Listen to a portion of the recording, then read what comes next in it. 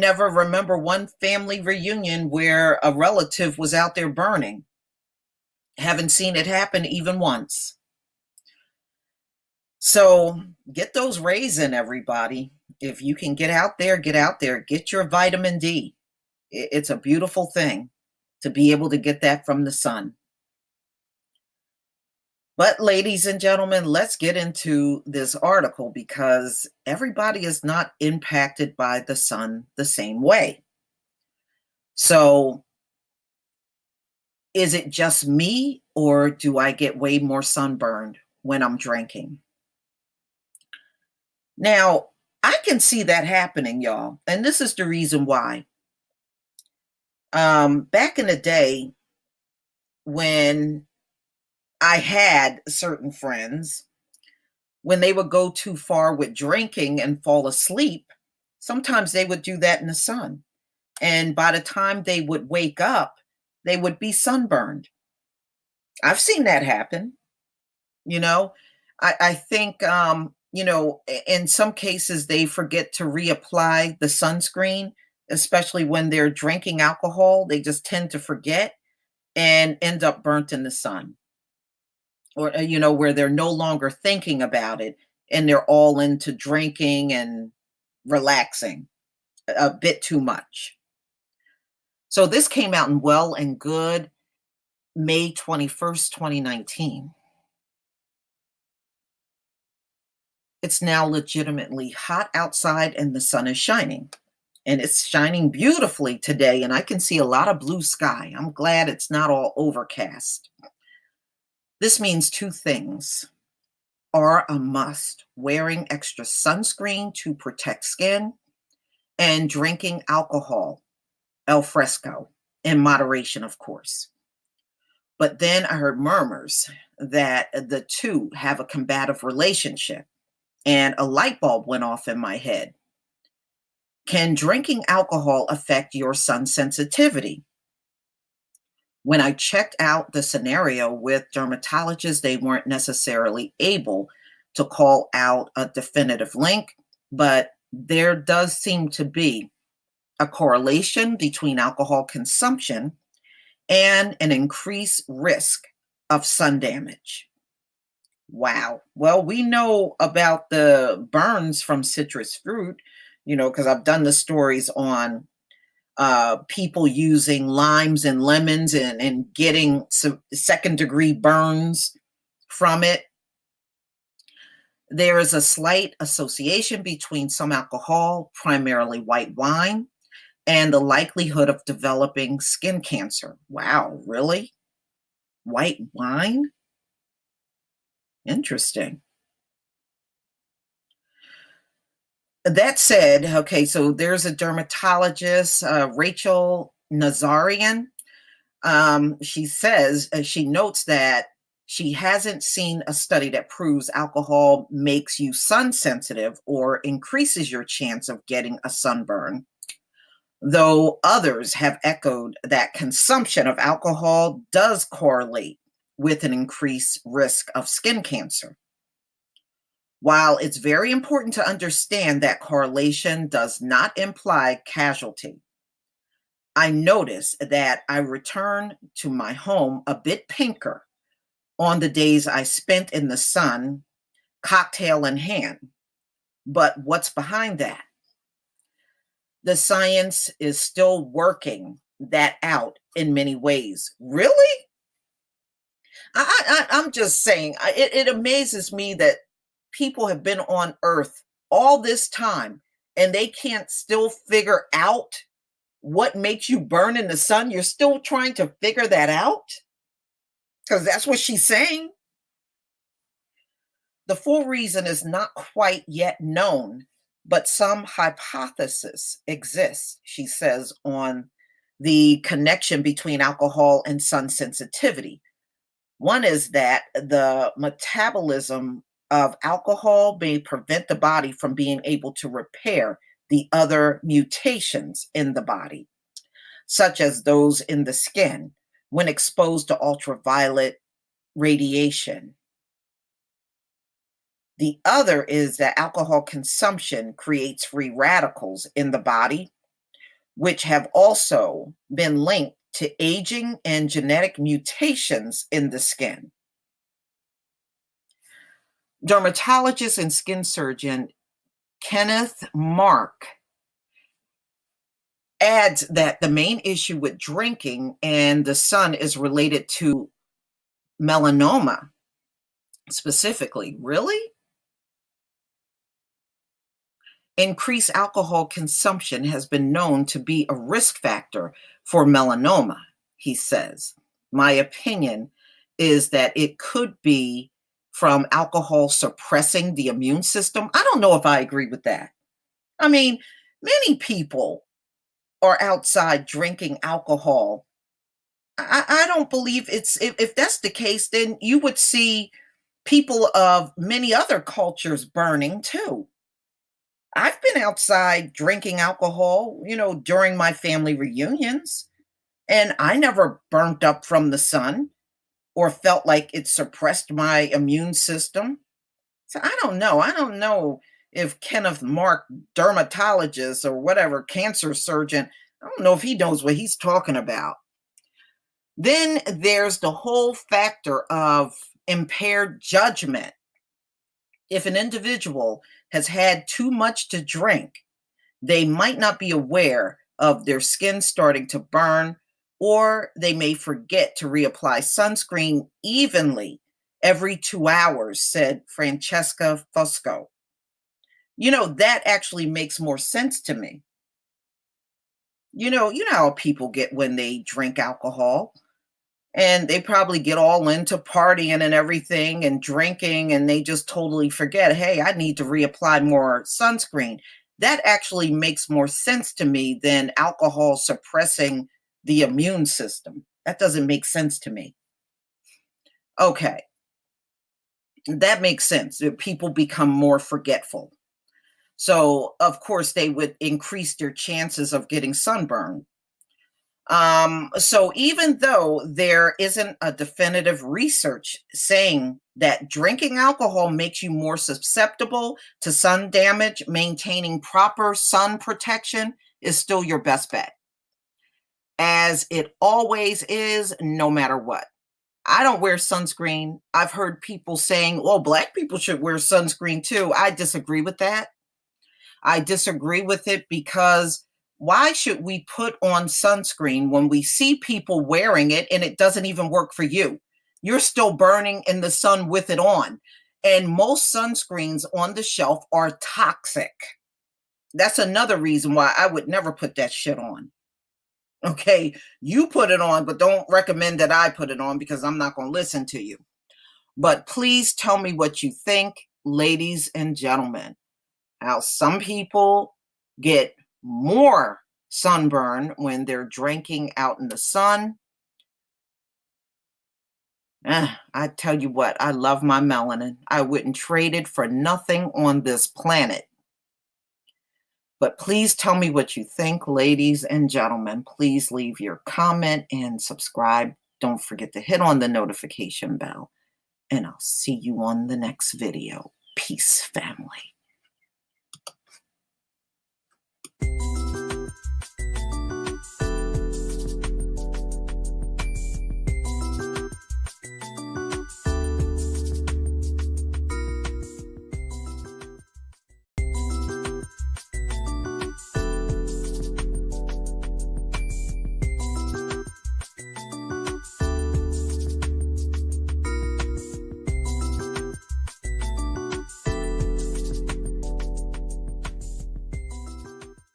Ladies and gentlemen, it amazes me when I do these stories, especially on population decline.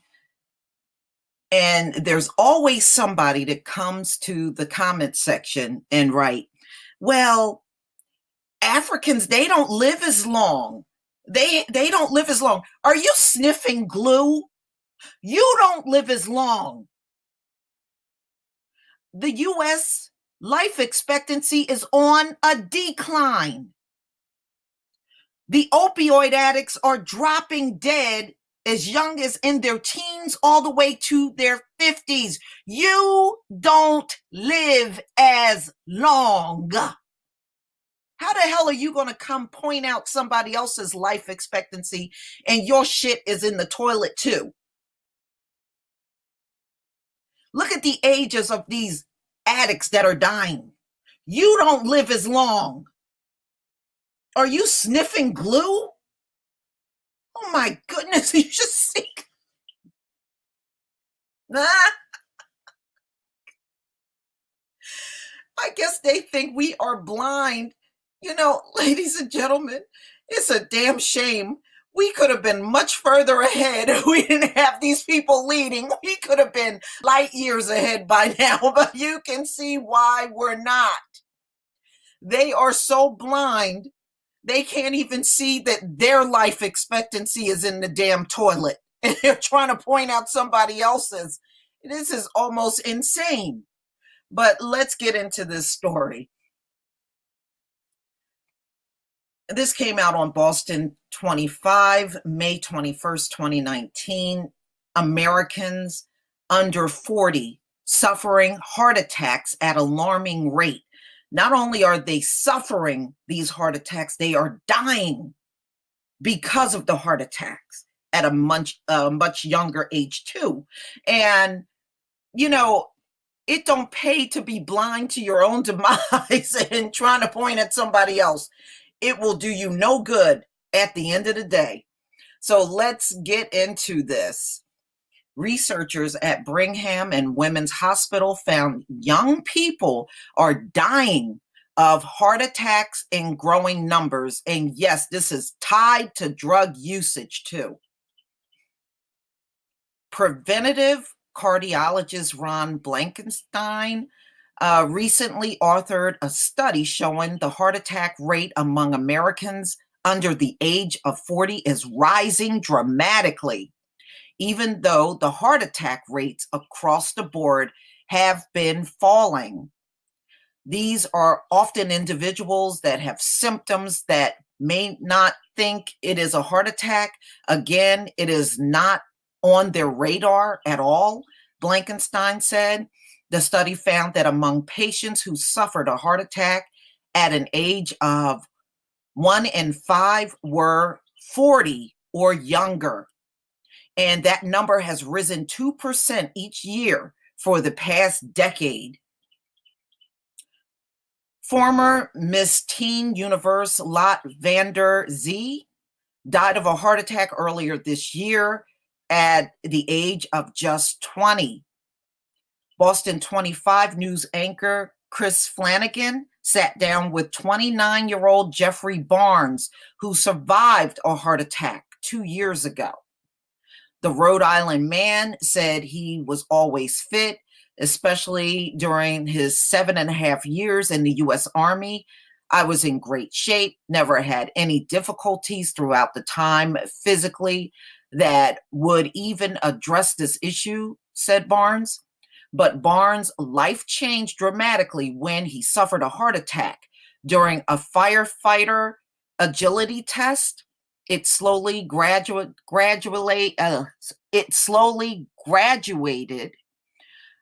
to be somebody twice my size, just sitting on my chest and putting as much weight as possible on me. You can't even breathe, Barnes commented. Barnes was only 27 at the time. I couldn't even believe it. Couldn't even fathom something like that could happen to somebody my age, honestly, he said. 27 years old, and he had a heart attack.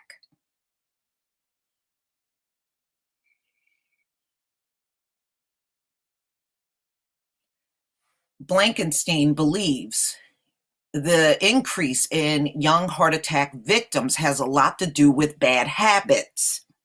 Our lifestyle may be even more important than our genetics when it comes to the risk of developing a heart attack, he said. Blankenstein said the vast majority of heart attacks can actually be prevented if you reduce your risk factors. Okay, so he's talking about the common sense things, alcohol usage, high fat diets, things of that nature, not smoking. So it's the things that we have heard before.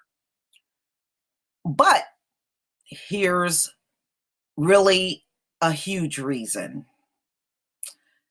And it is the drug usage going on in the US. Researchers say drug use also plays a significant role. You can't keep putting them hard ass narcotics in your body and think your health is going to be okay. Those narcotics are really, it's just slowly poisoning you. But you got a lot of people all zonked out on drugs in the US. And that's another reason why these heart attacks are cropping up more often.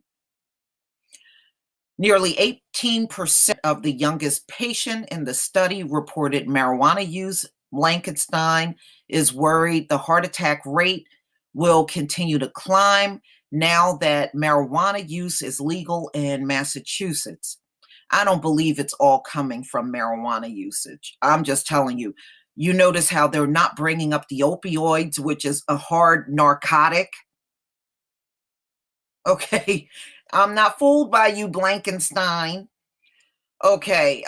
This is a concern where there's a higher use of marijuana.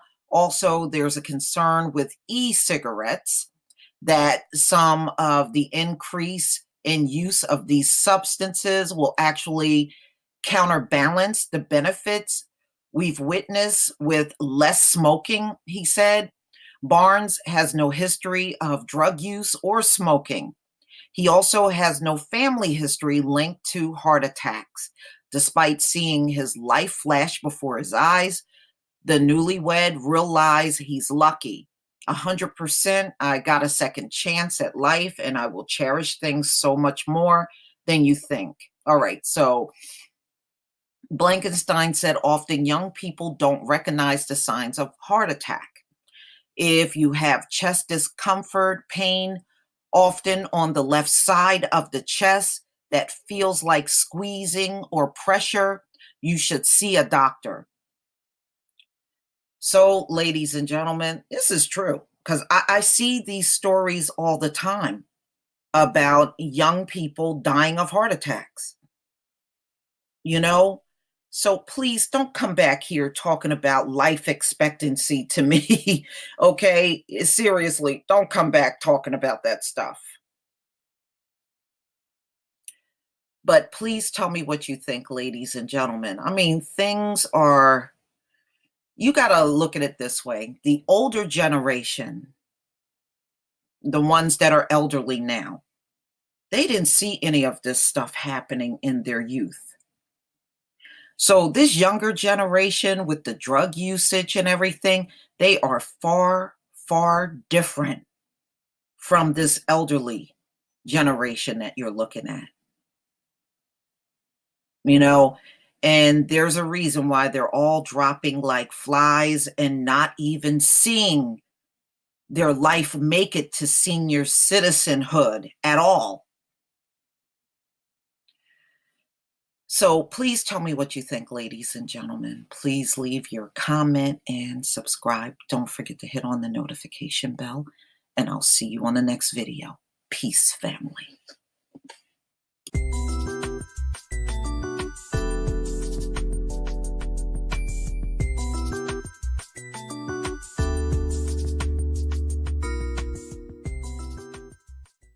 New York City now prohibits employers from testing for marijuana. And here's my problem.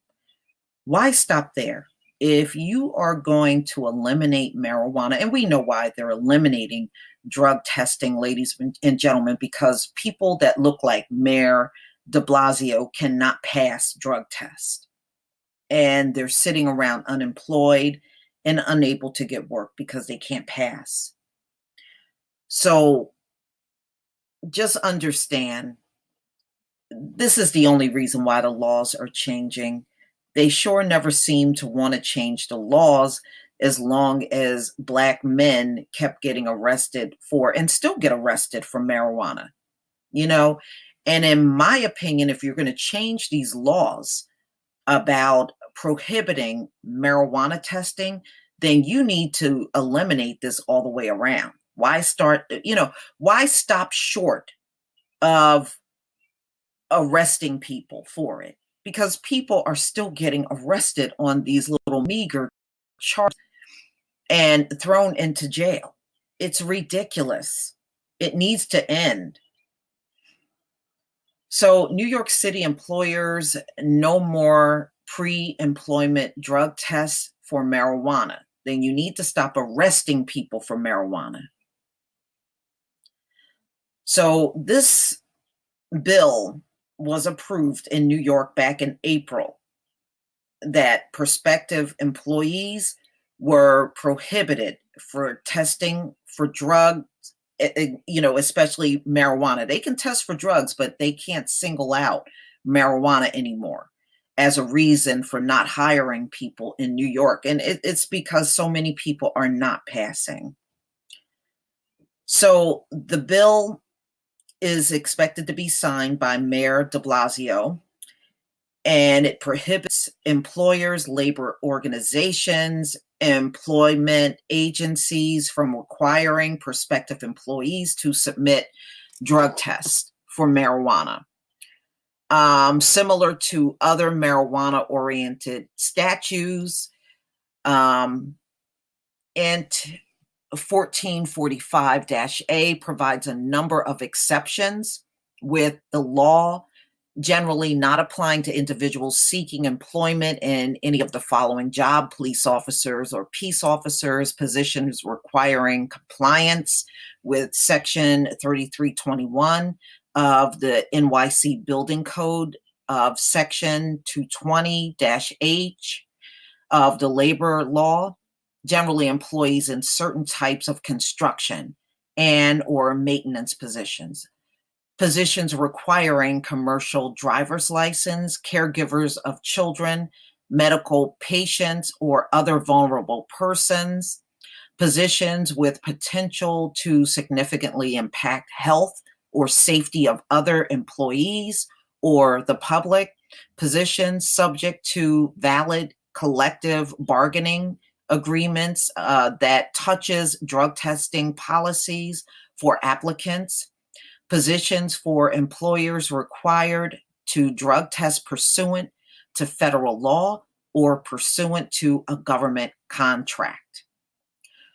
One signed by Mayor de Blasio, who's running for president, by the way, and I have to do something on that. The bill will become an effective law in 1 year. Therefore, New York City employers have time to revise their pre-employment drug testing policies to conform with the law before it goes into effect. Employers who believe their applicant positions will fit within one of the law's exceptions should tread carefully. All right. So, I think it's a step that you're going to see more and more places around the country take. Because the drug epidemic is really bad, and like I said, there are a lot of people out here that simply cannot pass a drug test for a variety of different reasons, and marijuana is one of those reasons. So at minimum, this law is a signal to employers in New York City and in much of the rest of the country that in absence of any federal action concerning marijuana, state and local governments appear increasingly willing to establish laws which will accommodate persons who use marijuana, including the growing significant population of medical cannabis users. Again, this is all good, but what are you going to do about all of these marijuana arrests? And what makes it even worse, y'all, these arrests are taking place that legalized marijuana. What's the purpose in legalizing it and you still got your cops out here grabbing people up for it? America is such a silly country. But please tell me what you think, ladies and gentlemen. Please leave your comment and subscribe. Don't forget to hit on the notification bell, and I'll see you on the next video. Peace, family.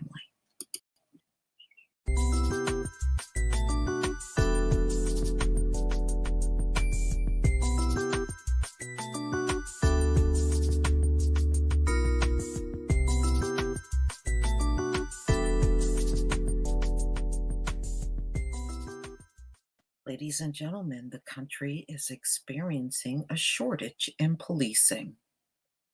Can't say that I'm disappointed about that. So let's get into this story that came out on weedmaps.com, May 15th, 2019. The shortage of sworn law enforcement officers throughout the United States is spreading.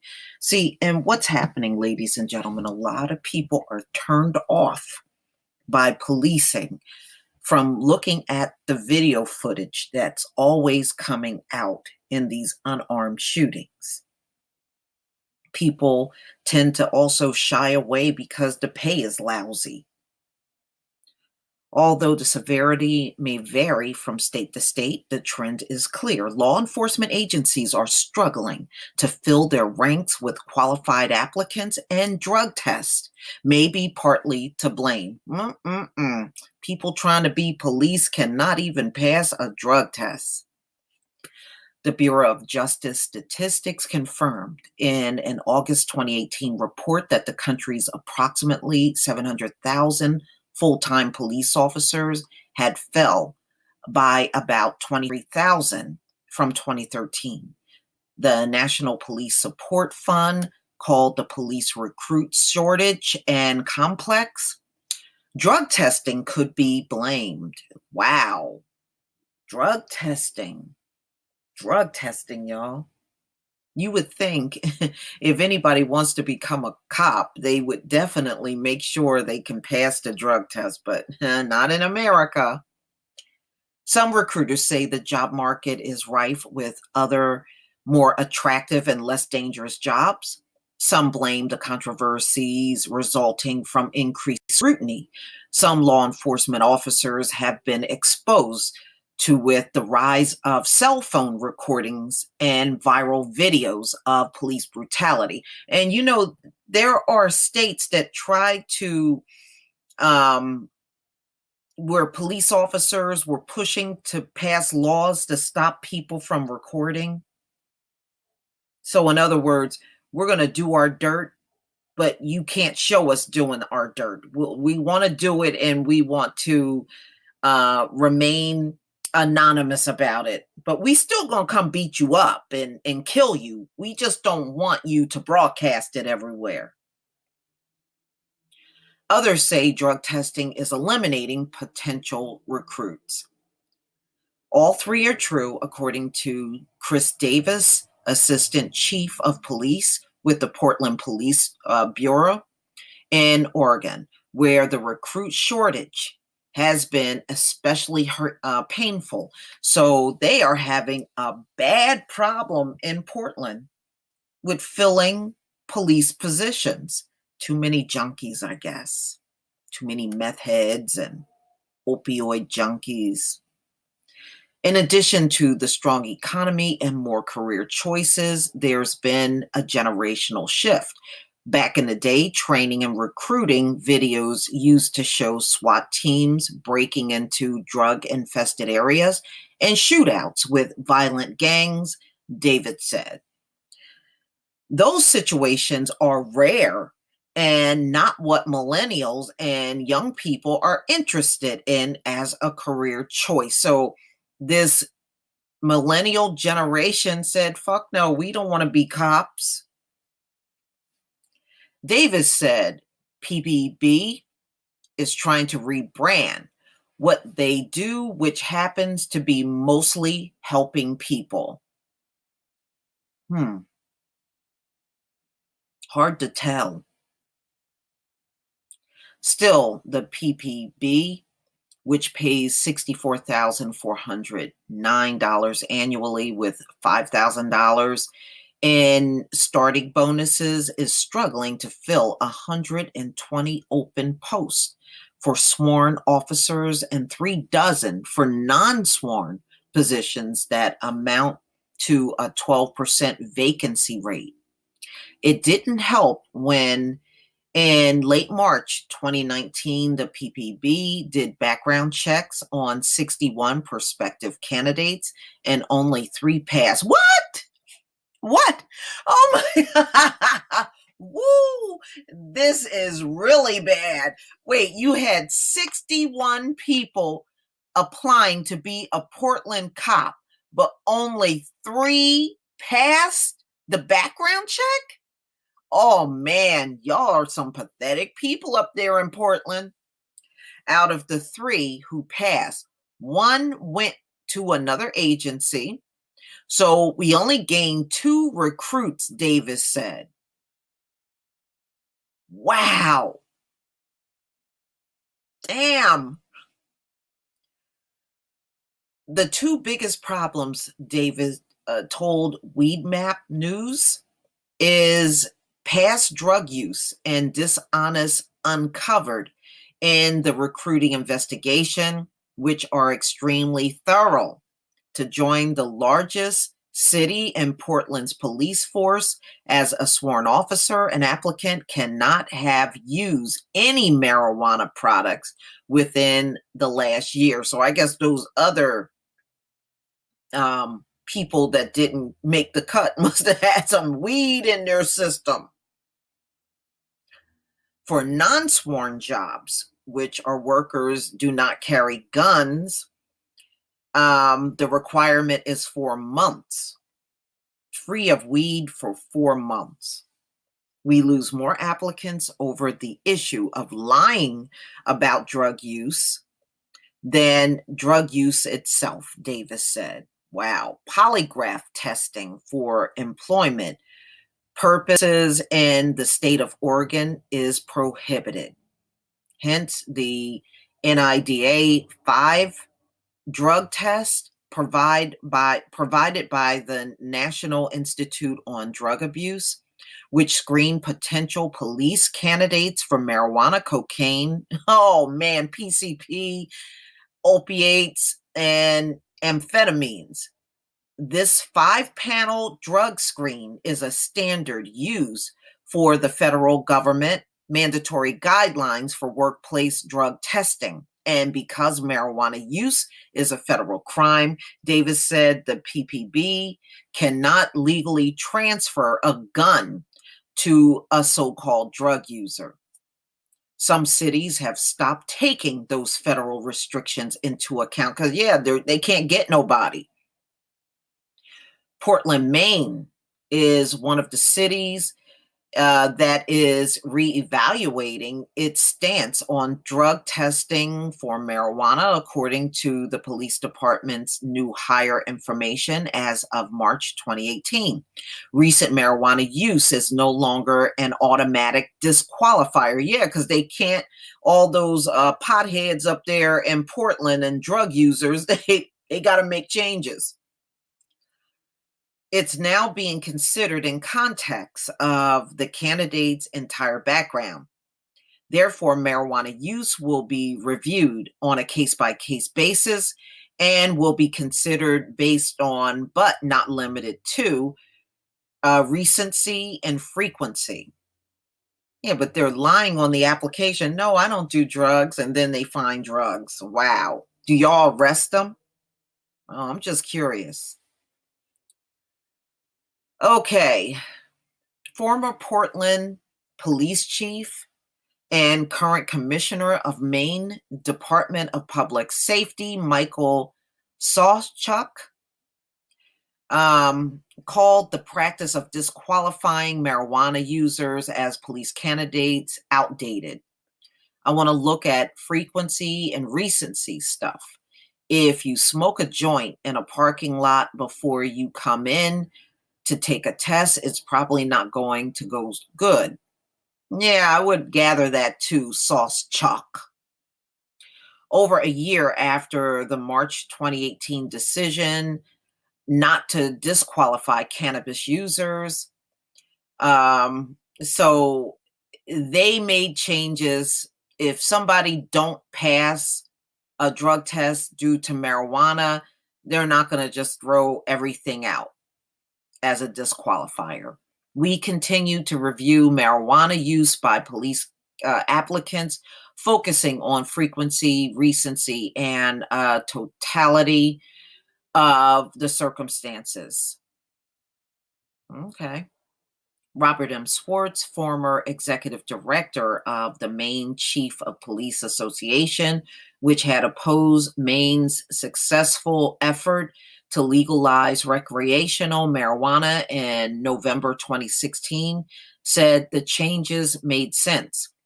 People, the people you get today who want to become a police officer, very seldom you will find someone who has not tried marijuana, Swartz told the Portland Press. So, in other words, there are a bunch of potheads there. So, let's accept that fact, but don't rule them out for that reason.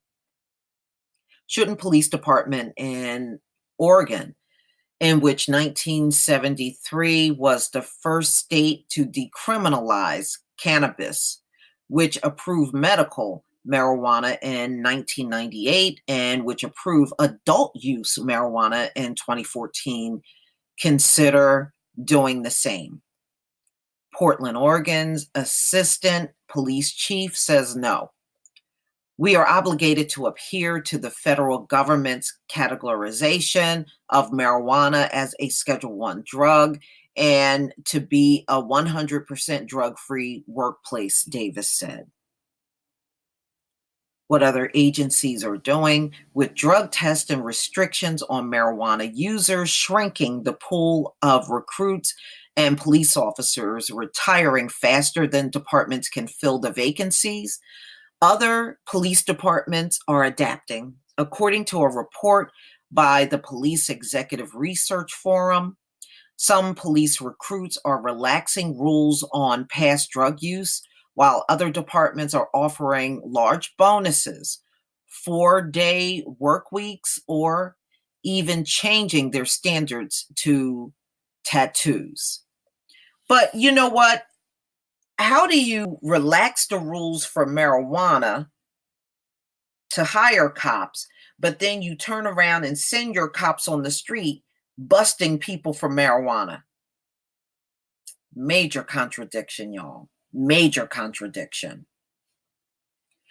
To me, if you're going to do away with drug testing for marijuana for cops, then you should not be out here nabbing people for marijuana. If I'm not right on this and you feel that I'm wrong, please, ladies and gentlemen, put it in the comment section. I don't believe there should be double standards. I mean, America operates on double standards, but I think it's wrong to have double standards in this case. So far, not much seems to be helping. Of the nearly 400 police departments surveyed by Perf, 66% said their number of applicants was still decreasing. The Spare Foot blog, along with a job site Indeed, listed 10 metro areas with the most demand and job listing for police officers. 5 are in California, and the others are in Washington, D.C., Denver, Atlanta, Houston, and Dallas. Adult use marijuana is legal in California, Colorado, and the District of Columbia. The Dallas Police Department under Chief U. Renee Hall, whatever, is taking another look at applicants who would normally not qualify because of minor drug use infractions. They will now be viewed on a case-by-case basis. Again, if you're going to relax the rules for marijuana just to hire cops, you need to relax the rules for everybody. A new theory of policing. It wasn't always this difficult. A decade ago, the Seattle Police Department received 3,000 applicants for just 10 openings, according to ABC News. In 2018, Seattle police recruit applications declined by nearly 57% in a department where the starting salary is $79,000, and the city council recently approved a $1,500 signing bonus. Jeffrey Fagan, professor of law at the Columbia Law School in New York, has an entirely different take on how to deal with the police shortage in the US. And it is not higher pay or marijuana related. It's a question we never really ask. How many police officers do we really need? Okay. We only ask how many police we can afford, said Fagan, whose research and scholarship examines policing, the legitimacy of criminal law and capital punishment, and juvenile crime and punishment. I don't think the answer is more police. The answer is a smaller number of smart police. They got smart cops in America. Okay. Um, nor more temperate, seriously well-trained and highly regulated professionals, said Fagan via email, and far fewer of them. Hmm. So much for passing police jobs from generation to generation in families, you know. In fact, the few police that I spoke to here in my state, they said they don't want their kids to be cops. You know, before it was, oh, well, my grandfather was a cop and his father was a cop and this one was a cop, and they could go back generations in their families and everybody was a cop all the way up until today. But now, today's generation, they are not interested in that, not anymore. So now you see nationwide shortages in policing. You know, ladies and gentlemen, just looking at these bad cops out here, I'm starting to believe this is a good thing. But tell me what you think. Please leave your comment and subscribe. Don't forget to hit on the notification bell, and I'll see you on the next video. Peace, family.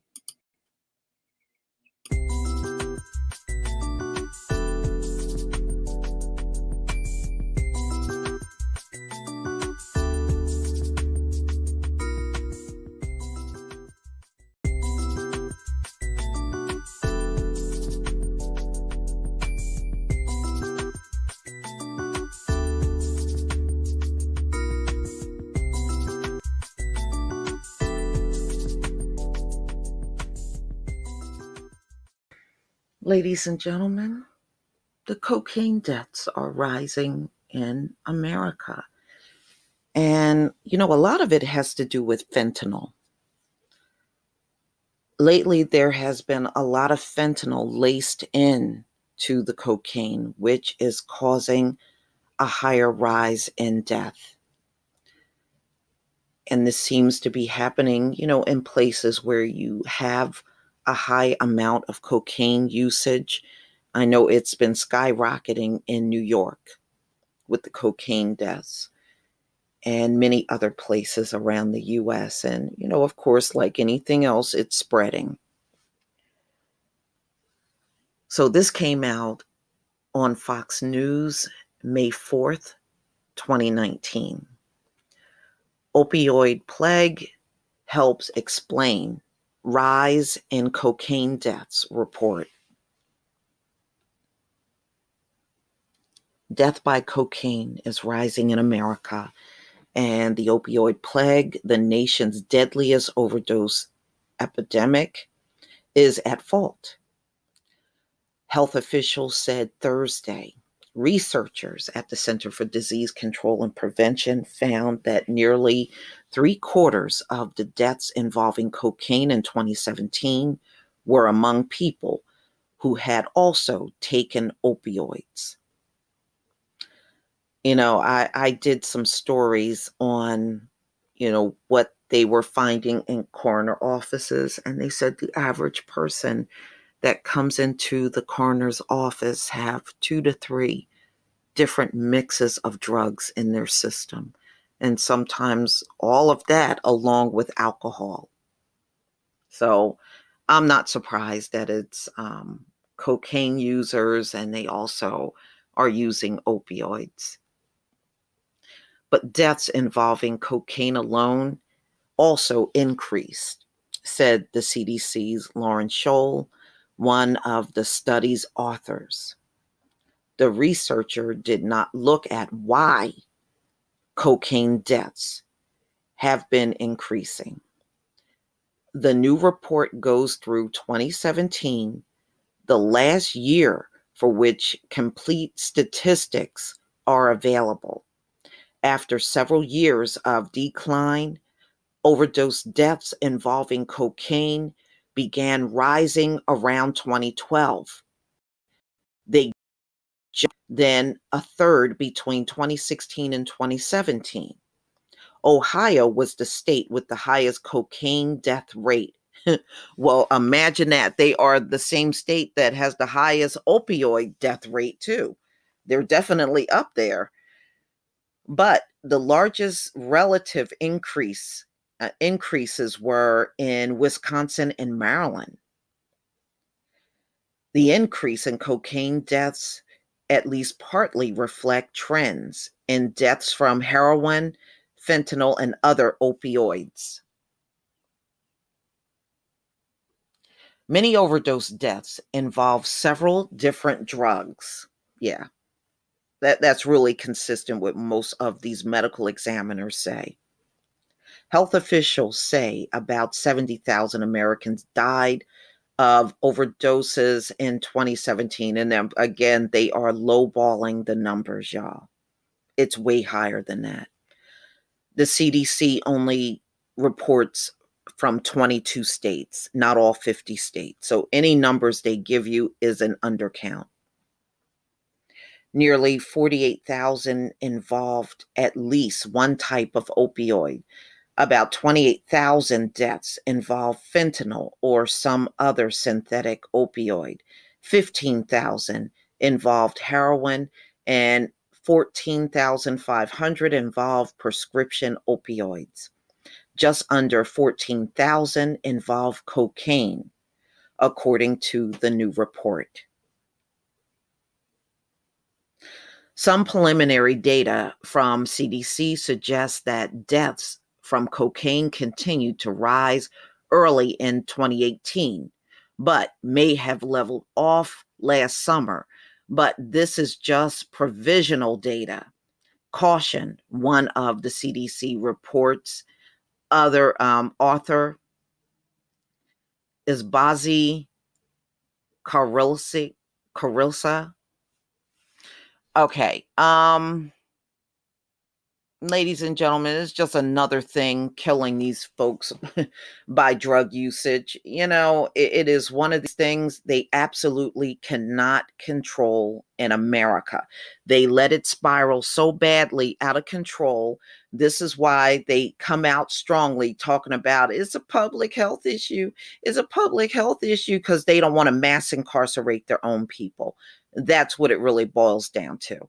Okay, so don't let them try to fool you with this, oh, we've changed, we see things differently. They haven't changed, because if they really change, they wouldn't be jailing Black men of marijuana today. How come that doesn't fall under public health? There's a reason for that. So until they get everybody on the same page, I'm not going to fall for this public health stuff. They just don't want to jail their own people for drugs like they did during the crack epidemic. Because if they did, you would see them getting mass incarcerated big time. Please leave your comment and subscribe. Don't forget to hit on the notification bell, and I'll see you on the next video. Peace, family.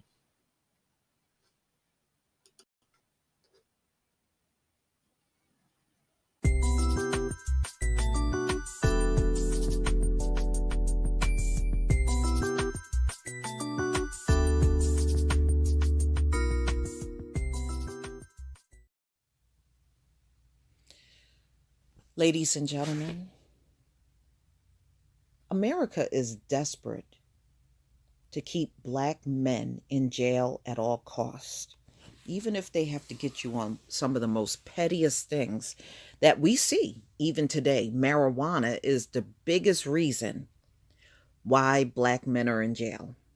crime is down in America. So anybody that's telling you how horrible crime is and black people are doing this and black, they're lying. Crime is down in America. And if you have access to a computer, you can look these things up yourself. Nobody should have to provide you with anything. Let Google do the talking for you. So one of the main reasons why I believe they are going to keep hanging on for dear life and jailing black men for marijuana is because of the money that is being made through corporations behind bars. If they let a big bulk of the population of prison go, the prisons will fall. Okay? They will not be able to keep prisons open if marijuana is no longer a reason for conviction. America jails will fall. Okay? They don't have enough people in there for any other type of crime that can get all of this work done. And you see from the rape convictions, they refuse to jail their own people. And letting black people go means the prison industry falls, because the bulk of them are in there on marijuana charges. Well, Marilyn Mosby, and I did a video on this, I believe it was probably sometime in February. She came out and said that there were going to be no more marijuana arrests, regardless to the amount of marijuana is found on a person, or even if they have a past conviction for marijuana. You would not have to worry about being jailed anymore. Well, there were 2 judges that struck this down. Remember, judges are elected. When these judges come up for their next election, you folks in Baltimore, you need to get rid of them.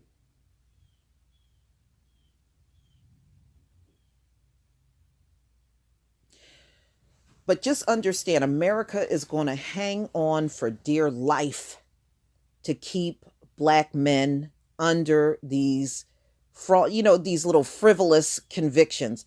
And just remember, it was the same way right after chattel slavery. They had to figure out a way to get you back into free labor. What did they do? They came up with the convict lease program. And who did they jail? Black men primarily. Loitering, vagrancy, unemployment, petty shit. Sometimes you didn't have to do nothing. They just wanted to lock you up, just like we see today. You don't have to do anything to get arrested in America. Okay, you don't have to do anything wrong. You don't have to break a law. You don't have to do nothing. And you will still get arrested in America. That's how badly they have the system rigged up. These folks are desperate. Judges deny requests by Baltimore State Attorney Marilyn Mosby. And I agree with her. She wanted to dismiss thousands of marijuana convictions. City judges have thrown out the request from Baltimore State's Attorney Marilyn Mosby to erase convictions in nearly 5,000 cases of marijuana possession. The decision Friday by Circuit Judge W. Michelle Pearson and District Judge Kathleen Sweeney strike down one of the boldest and most progressive moves of Mosby's administration. And y'all need to get rid of these judges, y'all. in Baltimore. Y'all need to get rid of these judges. They are elected. So since they are elected, you can vote them out. In an email Monday, Mosby said she was deeply disappointed. The role that courts play in our society is to be a place of last resort for people who have been wronged, she said. I am deeply disappointed that this ruling did not afford us any opportunity to present legal arguments and essentially eliminated the court from being a safe harbor for those that were harmed by the discriminatory enforcement of marijuana laws. Exactly. Mosby said she was considering her next move. She had announced in January that she would cease prosecuting cases of marijuana possession, as well as ask the court to throw out thousands of convictions stretching back to 2011. She had called the move monumental for justice in Baltimore. In a sweeping legal document, Mosby had asked the judges to throw out about 1,000 marijuana convictions in the circuit court and nearly 3,800 in district court. Sweeney, the district judge, answered the 10-page decision that noted Mosby fell short in meeting 5 requirements for such an order. She wrote that Mosby document writ of coram nobis skimped on details to show how those convicted face 178 opportunities. The state failed to identify any actual single consequence suffered by these individuals, Sweeney said. What do you mean? What do you mean?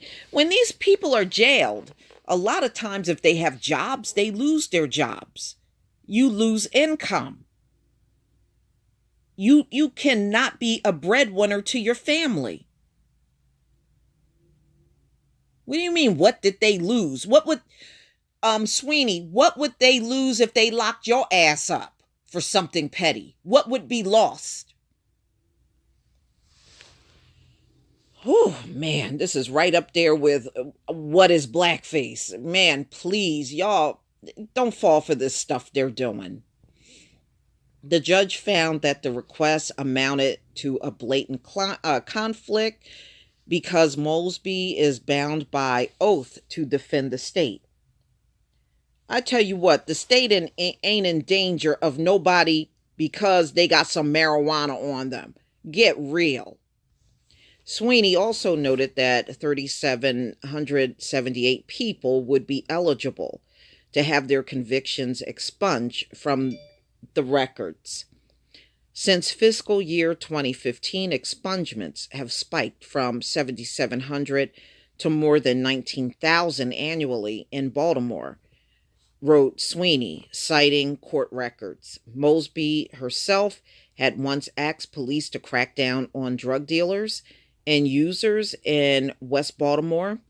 In March 2015, the judge wrote, now, this same state attorney claims that drug enforcement in Baltimore City, presumably her own efforts, have hit their job searches.